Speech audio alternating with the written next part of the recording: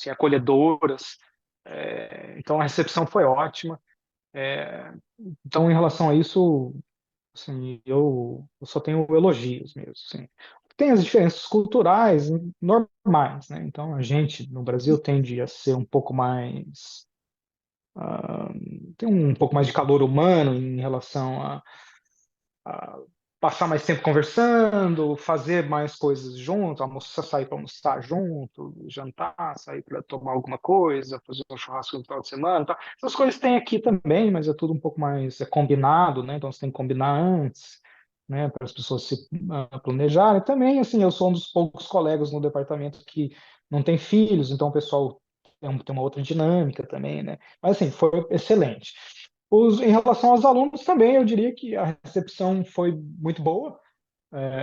Sim, eu acho que se tem alguma coisa que não tenha saído legal assim da perspectiva deles, é que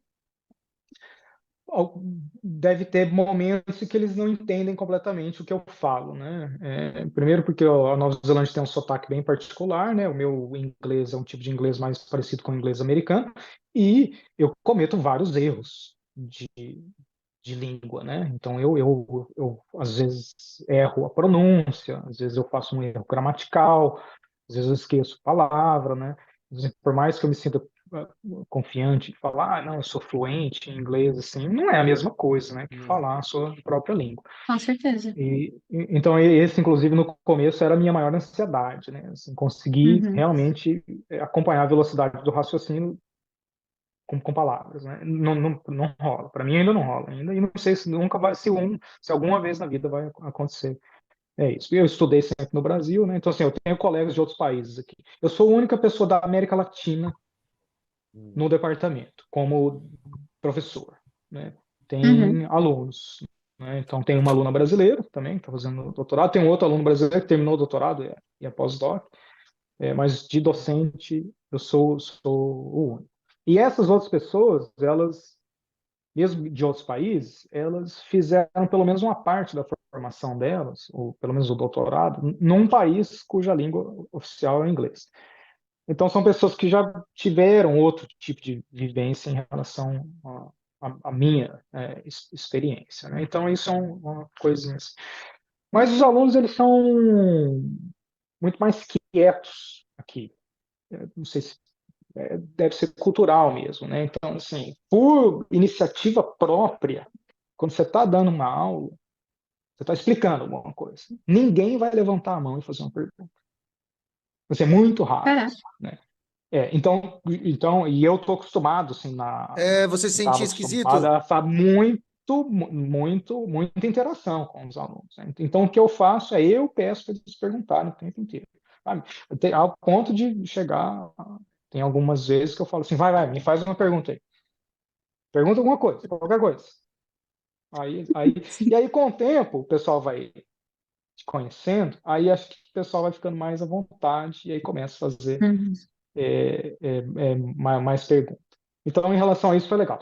Ah, se eu deixar passar alguma coisa, vocês me falam, viu, Nicole? Não sei se eu respondi totalmente. Cadu, em relação ao nível, né, cara? O nível é o mesmo. O nível é a mesma coisa. Então, eu não, até agora, não senti que eu precisei ajustar nada e nem tinha essa expectativa. Eu a- acho que o nível de conhecimento dos alunos é o mesmo comparado ao Brasil. A diferença maior para mim tem sido a língua mesmo. Então, eu não fiz aulas mais complexas ou menos complexas. Eu estou dando disciplinas aqui que eu nunca dei, então eu precisei montar minhas aulas Sim. novamente e usei a mesma estratégia que eu usava no Brasil. A diferença é que tem que ser mais rápido, né? Então, cada aula é um tanto de conteúdo bem menor. É, assim, naturalmente que isso assim, tem que ser entendido assim, considerando o meu histórico no Brasil, né? Eu dei aula numa única universidade só, na Unesp de Rio Claro, então tem esse recorte também. Eu achava lá, assim, o nível dos alunos de médio para Bom, bom para muito bom, né? E eu acho que é assim em todo lugar, né? Você tem uma distribuição, né? E, sim. e essa distribuição bom, não tão bom, médio, regular, muito bom, ela varia entre as disciplinas também, né? Foi uma coisa que eu demorei para entender uns anos na Unesp, assim, eu me esforçava para preparar as aulas, e aí eu ia para a aula, e aí eu, né, falava alto para o pessoal, né, mudava o tom de voz, né, saía da aula de 4 horas, parecia que tinha lutado uma luta de boxe, né, exausto, suado, né, cansado, voz rouca, né, de falar alto, né. E aí eu via gente no celular, e gente Sim. olhando, né, então, assim, no começo isso me afetava de um jeito negativamente, assim, muito, muito forte, né.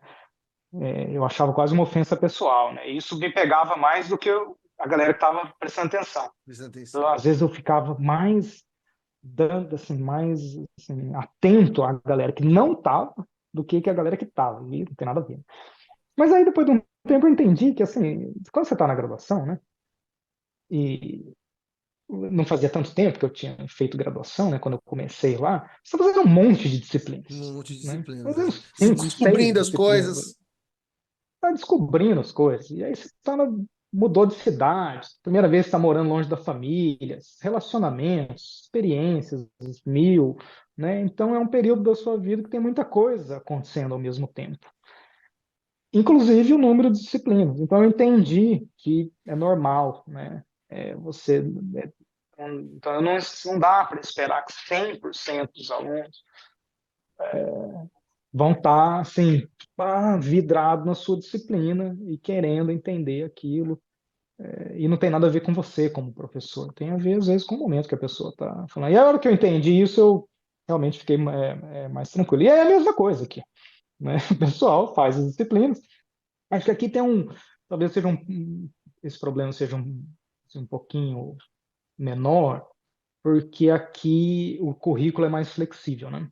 Então, nem todas as Ah, disciplinas são obrigatórias, né? Lá em Rio Claro, pelo menos, tanto na biologia como na ecologia, quase tudo é obrigatório.